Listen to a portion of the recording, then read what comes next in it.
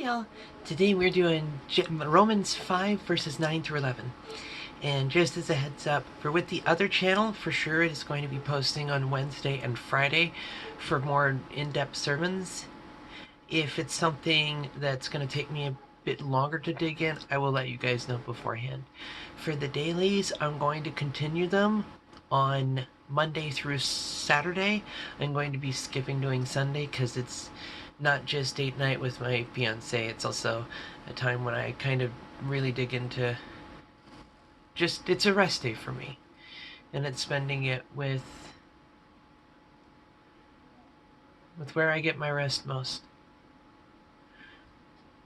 My mate and my God. My God and my mate, really. Just, you need those refill days. We all do. And they're important to make sure we get. Not just in relationships, but for ourselves. Because if we continually pour out but are never poured into, then, well, what do we have left to pour out? You know what I mean? Like, the cup can only hold so much. We're not tortoises. That's kind of more God doing that through us, and that requires fill-up days for being in Him. And just being, Good lesson. Remember to be. She speaks to herself. Anyway, let's dig in. Verses 9 through 11, shall we? Now that we are set right with God by means of this sacrificial death, the consummate blood sacrifice, there's no longer a question of being at odds with God in any way. If, when we were at our worst, we were put on friendly terms with God by the sacrificial death of His Son, now that we're at our best, just think of how our lives will expand and deepen by means of His resurrection life. Now that we have actually received this amazing friendship with God, we are no longer content to simply say it in plodding prose.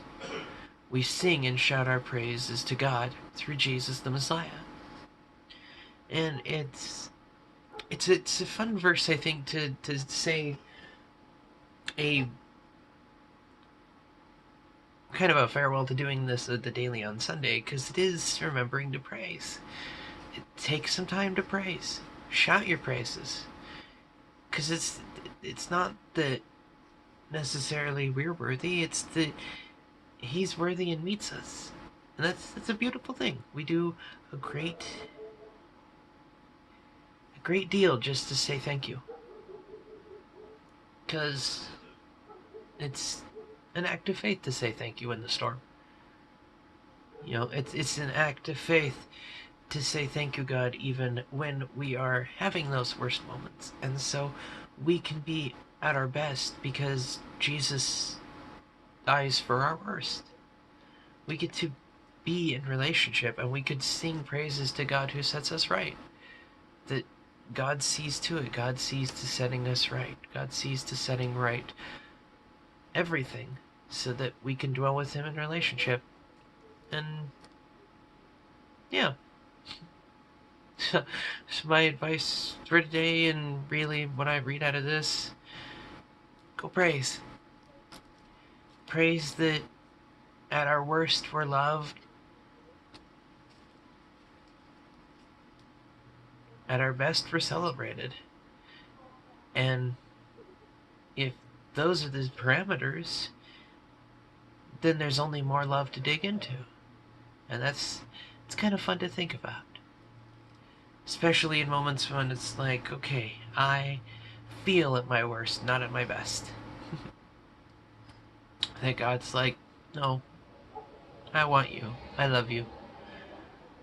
And that's love I hope we all share. His love for us. Love God, love others.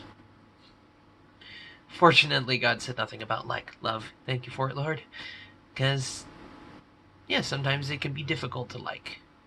But agape love, that we can hold to. That we can allow God to bloom in us. And that's kind of fun to think about. Praise.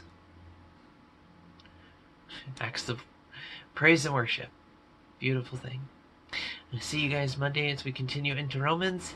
And Wednesday on the other channel. Till then, bye bye.